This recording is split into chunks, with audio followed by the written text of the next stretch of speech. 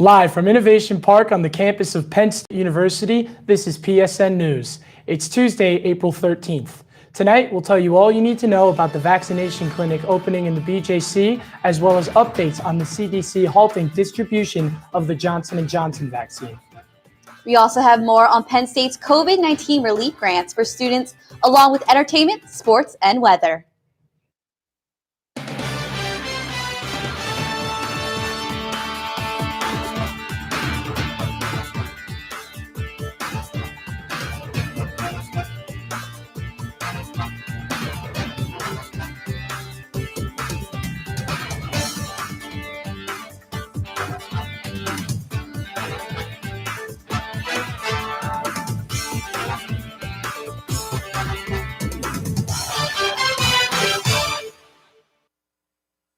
Thanks for joining us tonight. I'm Ben Russell. And I'm Madison Miller. State College police responded to reports of a homicide on Mountain Avenue in Haines Township at approximately 4:30 a.m. this past Thursday morning. The police found Robert W. Farwell, who had suffered a single stab wound and later died from his injuries at Mount Nittany Medical Center. The homicide investigation is in relation to a domestic incident between Farwell and another woman, and there is no current threat to the public. Reports say that Farwell and the woman engaged in an argument, and the woman then locked herself in a bathroom as Farwell verbally attacked her and threatened to kick down the door. The woman then proceeded to tell Farwell that if he didn't move away, she would stab him. The two then lunged at each other, and Farwell suffered a stab wound to his chest, later resulting in his death.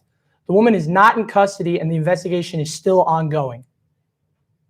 Penn State University will award cash grants to more than 23,000 students under their federal COVID-19 relief funding. The university will disperse at least $27.5 million of its $85 million Higher Education Emergency Relief Fund 2, which matched the dollar amount Penn State students received last year under the CARES Act. The grants will be awarded to students based on the financial needs determined by the 2021 free application for federal student aid. Students that are Pell Grant eligible will receive $1,200.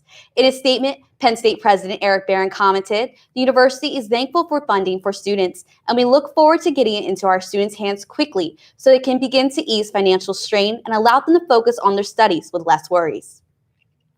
Centre County reported 79 new COVID-19 cases on Saturday to bring the total up to 15,215, according to the Pennsylvania Department of Health. Pennsylvania as a whole added 4,882 new cases, which brings the statewide total to 1,068,974. The county did also report 131 additional negative results, bringing the total to 65,923.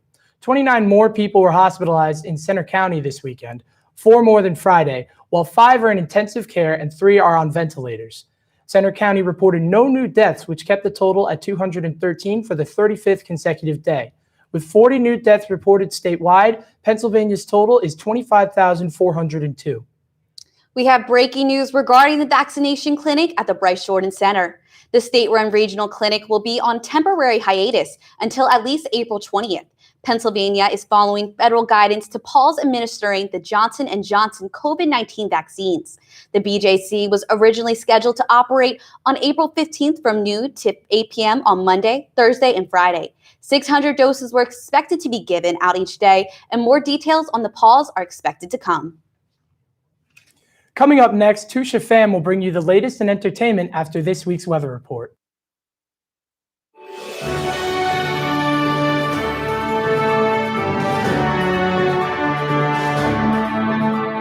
From the students of Penn State Meteorology, here is your Penn State Campus Weather Service forecast. Good evening, Penn State. I'm student meteorologist Christopher Tate here with your PSN forecast. Hope you've all had a great start to this week. Let's dive right on into the weather headlines, which feature several opportunities for precipitation and maybe even a little bit of mixed precipitation towards the latter half of the week. That all precedes a brief decline in temperatures, but we will rebound from that as we head into the first half of next week. And yes, you did hear me mention snow. You did hear that correctly. Let's start off with the Pennsylvania Drought Tracker as updated last week. Much of the state is relatively drought-free, just some moderate drought that's level 2 out of 5 across parts of the Northwest Plateau and off towards Lake Erie, where they've been a little bit rain-deprived over the last couple of weeks. But that will change, as you'll see in the next couple of minutes. Here is a look at the upper air heights. This gives us kind of a general idea of how the flow looks about halfway up the troposphere, a few kilometers above the Earth's surface. This gives us an idea of uh, broad circulations and how those may impact our weather here at the surface. And a couple of things I want you to pay very close attention to. During the day on Wednesday, you can see this sort of ridge pattern in eastern Pennsylvania. That'll be pushing eastward, and that'll mark the end of warm conditions here in the Keystone State, at least for a couple of days. It'll be replaced by this area of bluish colors, this circular region passing over the Great Lakes and almost right over Pennsylvania. That's a low pressure system, and it's associated with sinking air and, based on this positioning, northerly winds aloft here in central Pennsylvania. What does that mean for us? Well, that means we'll be bringing in cooler air from above us and cooler air from north of us. So several opportunities for us to get cooler air brought into Pennsylvania, and that's why we're looking at the possibility for some snow in parts of the Keystone State during the day, during the first half of the day on Friday.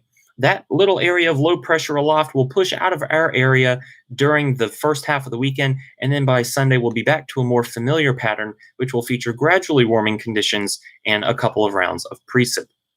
Here's how things look at the surface with more widespread showers than we've seen the last couple of days on Wednesday. So you want to keep the umbrella handy, keep the raincoat handy as well during the afternoon hours, especially on Wednesday. Those showers will be more abundant. They'll last for more of the day on Thursday, so keep the umbrella handy once again during the day on Thursday.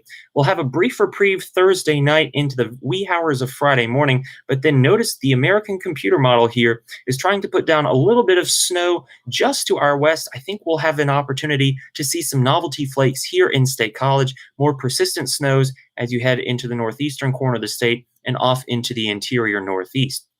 The surface low pressure system, much like the one aloft, will push eastward in the first half of the weekend, and we'll have a brief reprieve from precipitation on Saturday. But then as we switch back to that more familiar pattern I was just mentioning aloft, we'll see a couple of opportunities for some rounds of precipitation here at the surface, especially Sunday into the first half of the day on Monday. In terms of hard accumulation numbers, here's one computer model's take on how things may unfold. About 0.2 of an inch here in State College through the first half of the weekend, but then we'll pick up another 0.4 of an inch to maybe half an inch by the time all is said and done and we make it to the middle of next week. This won't completely quell the drought in the northwestern corner of the state, but it will put a pretty big dent into it. No precip to worry about tonight, though. 45 degrees for your overnight low, just under abundant clouds, a mostly cloudy night here in Happy Valley. Then during the day tomorrow, 61 degrees for your afternoon high with those afternoon showers that will help us cool down a pretty decent bit as we head into the end of the day Wednesday, the first half of Thursday. The 7-day forecast shows that Thursday and Friday will be cooler, about 12 degrees cooler than average for this time of year, but then we will be warming back up as we head into the first half of next week, with average highs around 61 and average lows around 42. From the Penn State Campus Weather Service, I'm student meteorologist Christopher Tate. Have a great rest of your week.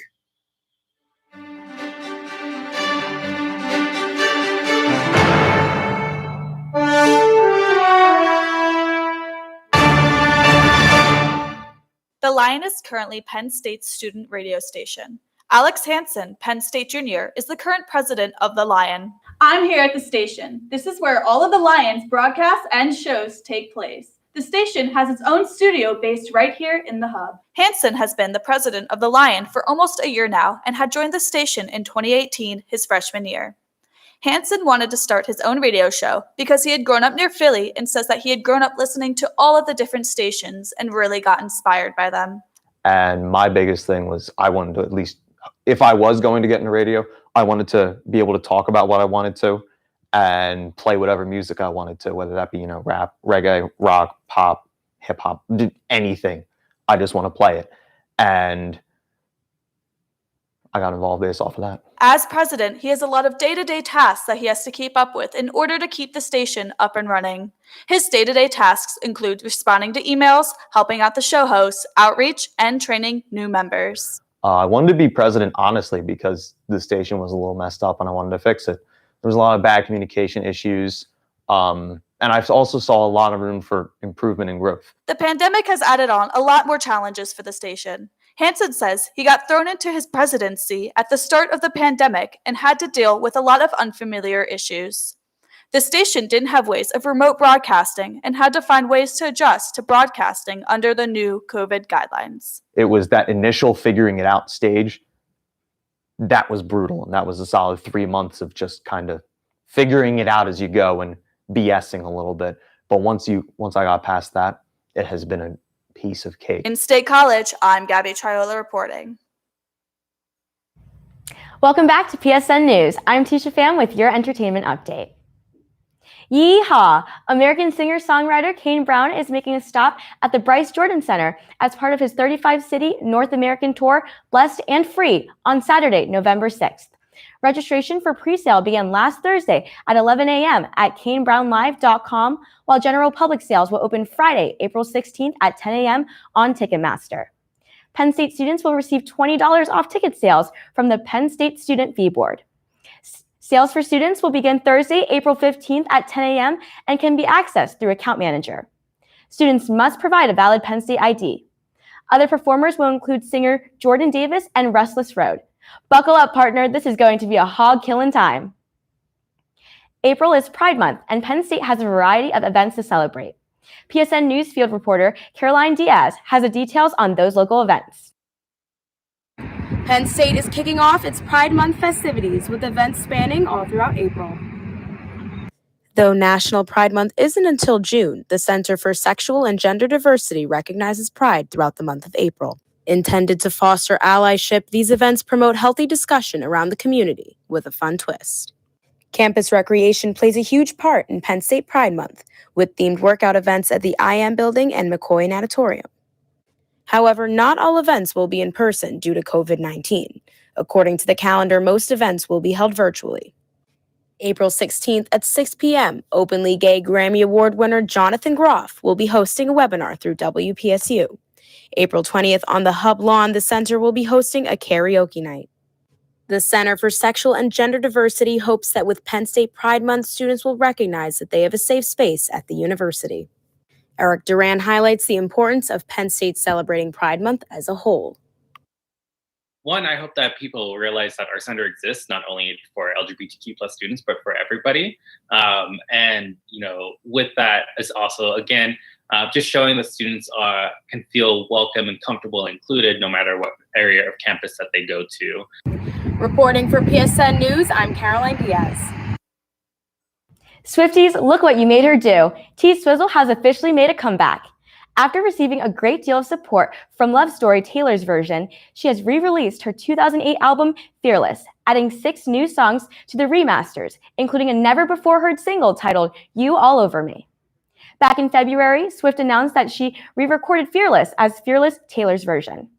The new album has a total of 26 songs, including 6 songs from the vault. Swift did not officially announce a release date. However, she posted a note on social media with strange capitalizations that spelled out April 9th. Our wildest dreams finally came true.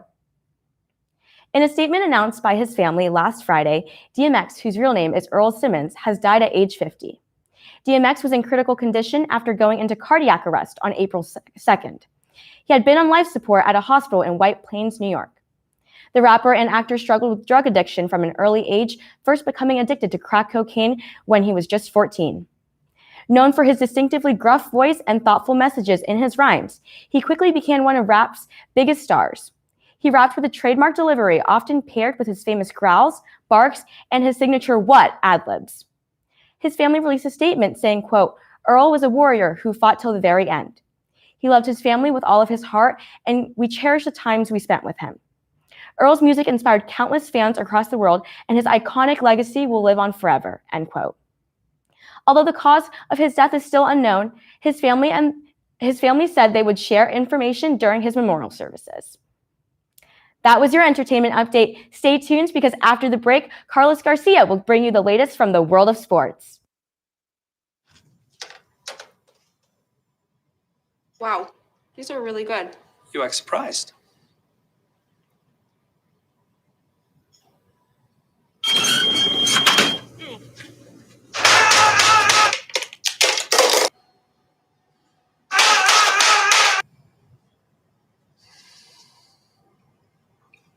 Practice makes perfect. You don't have to be perfect to be a perfect parent. There are thousands of teens in foster care who don't need perfection. They need you.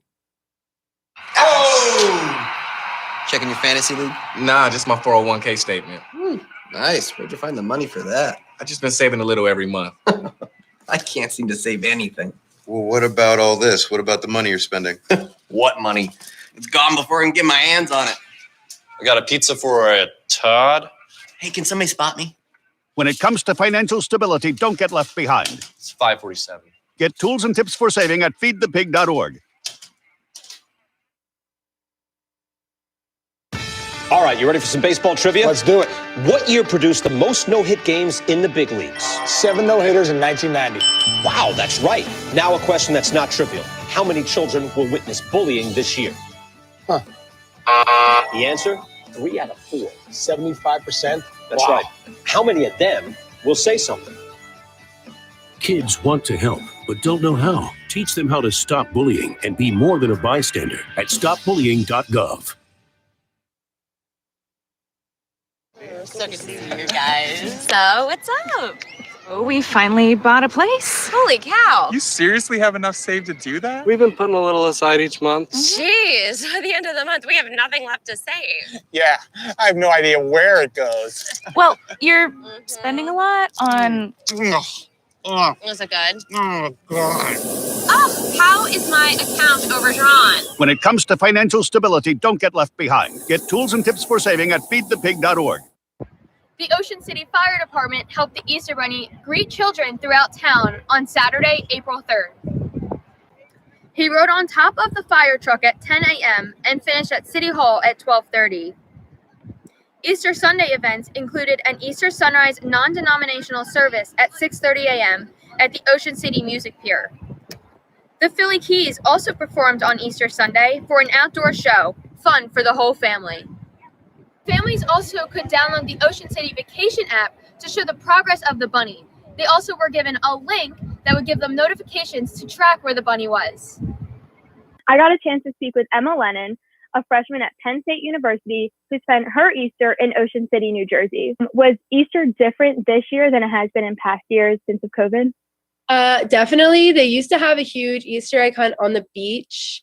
And I think they switched it to being in some select stores on the boardwalk, which is what I noticed because we did go on the boardwalk. And yeah, usually like our whole family will be down, but it was just my mom and my sisters this year. There was also the Great Egg Hunt on Saturday, April 3rd. Children under the age of 7 were able to go on the boardwalk and go to different stores with their families and get little eggs with surprises inside. For PSN News, this is Carly Knowlton. Welcome back to PSN News. I'm Carlos Garcia with your sports update. Following Sunday's victory, Penn State women's soccer is moving on in the Big Ten tournament later this week. After starting off slow, the Nittany Lions caught up to the fast-paced Indiana Hoosiers and took them down 3-1 in the Big Ten regional weekend opening matchup. Forward Ali Schlegel led the way for the Nittany Lions, scoring 2 goals at the 11 and 59-minute marks, while Frankie Tagliaferri added a goal of her own. The team totaled 10 shots, including 7 on goal in the victory. Penn State goalkeeper Catherine Asman was phenomenal in the net, allowing only 1 goal on 15 Hoosier shots. Penn State will now host Iowa at 7:30 p.m. this Thursday at Jeffrey Field. The winner will move on to the Big Ten championship game on April 18th against a winner of Wisconsin and Rutgers.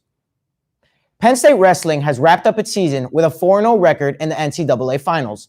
PSN News field reporter Megan Swift got the chance to speak with wrestler Roman Bravo Young about the season. Take a look.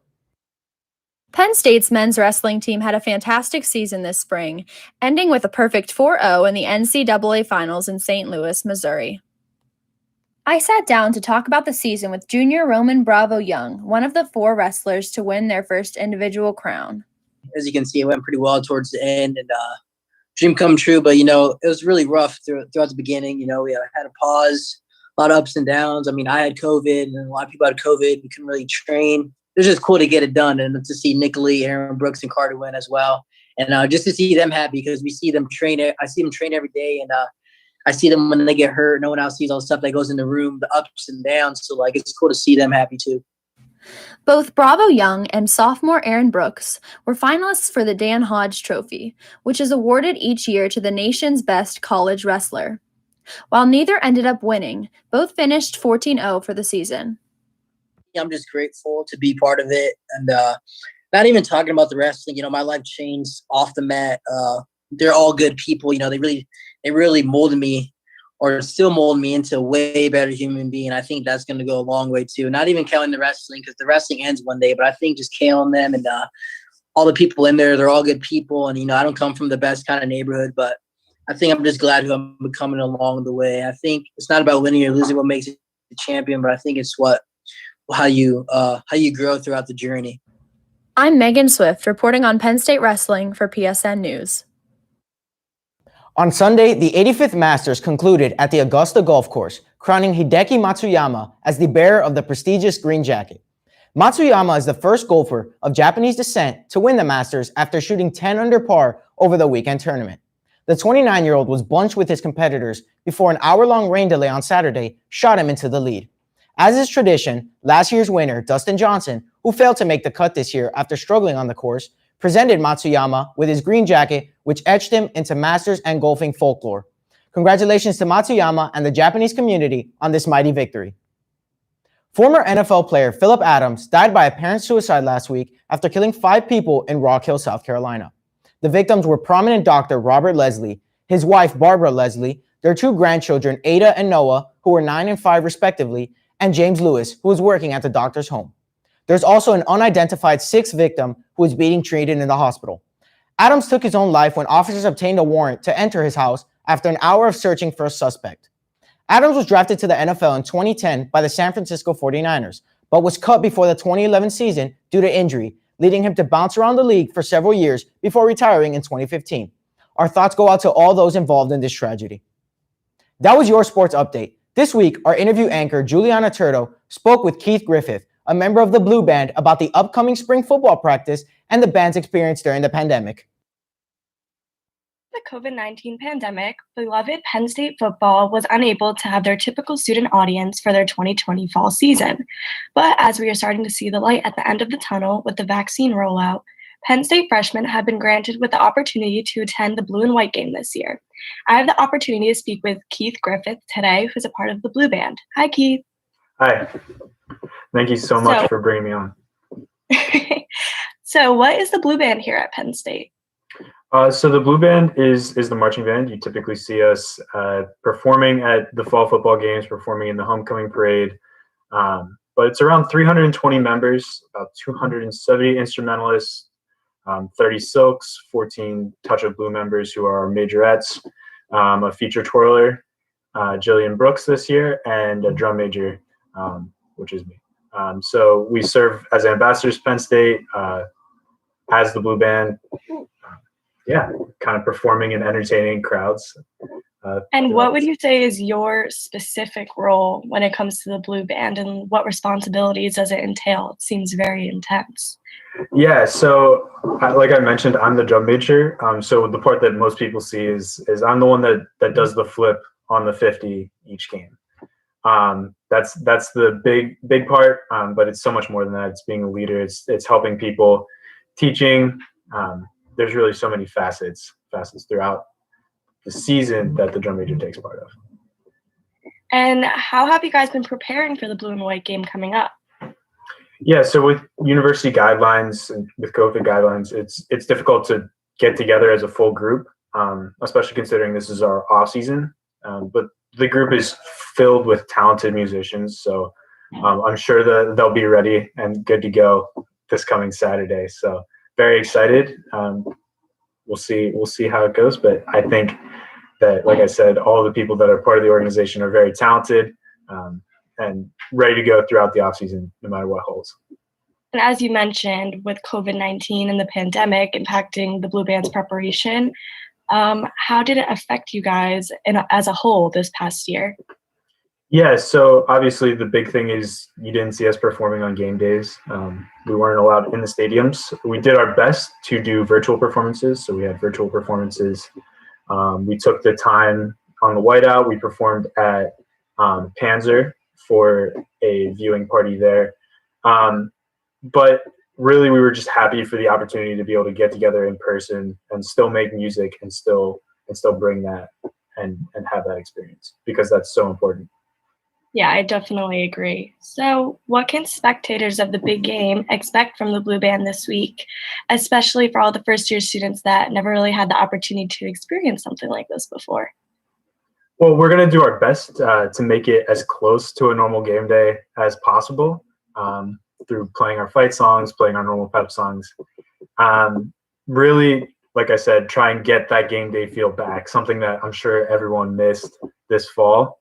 But for the real deal, for all of our performances, people are going to have to tune in next fall whenever we hopefully are back on the field. And what would you say the Blue Band's impact is on the Penn State community as a whole, past and present? Yeah, I think we serve as really a source of pride. We serve as kind of a symbol. We're a pep organization, so that's what people see.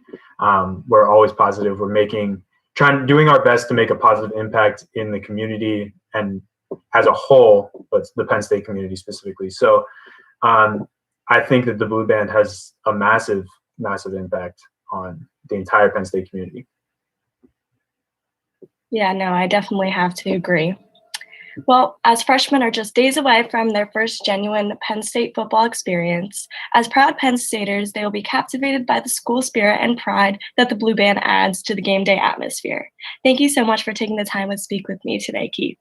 Thank you again so much.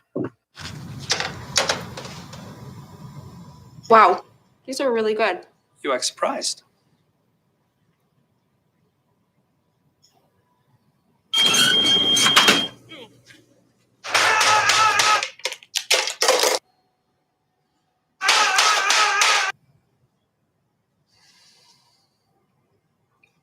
Practice makes perfect. You don't have to be perfect to be a perfect parent. There are thousands of teens in foster care who don't need perfection. They need you.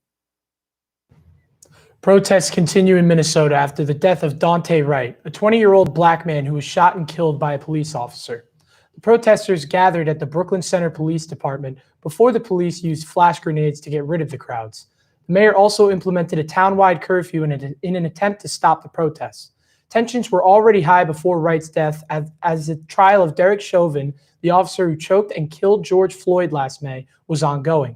Wright is the second black man in 10 months in the state of Minnesota alone to be murdered by law enforcement. The officer who shot Wright was identified as Kim Potter, who has been with the Brooklyn Center Police Department for 26 years. She has now resigned from the department as of just a few hours ago. Our thoughts and prayers go out to Wright's family and those affected by this senseless tragedy.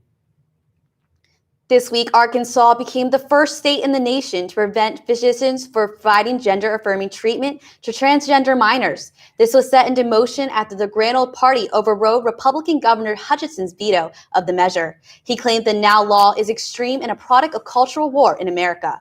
At least 28 other states have looked into passing anti-transgender measures that mostly target the rights of transgender and non-binary children and teens. Many believe the influx of anti-transgender state bills comes as the Biden administration has moved to expand the LGBTQ rights. In a statement to the press, the American Medical Association views the measure, quote, as dangerous legislative that is intrusive into the practice of medicine, end quote. Prince Philip, the Duke of Edinburgh and the husband of Queen Elizabeth II, died Friday in the Windsor Castle. He's been hospitalized for various ailments over the past several years, most recently in February, according to the palace. His death comes in the midst of a lot of turmoil in the royal family. In Oprah Winfrey's exclusive interview with Prince Philip's grandson, Prince Harry, and his wife, Meghan Markle, the two explained why they left the royal family in the past year, which was due to allegations of racism and cruelty committed by several members of the royal family. Philip retired from public life in 2017 and has only made appearances when being taken to or from the hospital dealing with different health problems. He was 99 years old. Since March 20th, 2021, the 7-day moving average of new COVID-19 cases has consistently increased in a weekly upward trend. This is due to the lifting of COVID-19 restrictions throughout the country and the presence of an even more contagious variant of the virus. The most common variant currently circling the United States is the B.1.1.7 variant, as it is extremely contagious and has been reported in all 50 states. In terms of vaccinations, injections of the Johnson & Johnson single-dose vaccine are now put on hold after the rare blood clotting disorder was discovered in several recipients. Dr. Peter Marks, the director of the Food and Drug Administration for evaluation, stated, quote, "We are recommending a pause in the use of this vaccine out of abundance of caution." End quote. The CDC is still recommending Americans to do their part in social distancing and masking up. And that's all for tonight on PSN News. Be sure to check us out on Twitter and Facebook at PSN News, on Instagram at Penn State Network News, and to subscribe to our YouTube channel at youtube.com/PSN News. Have a good night and stay safe, Penn State.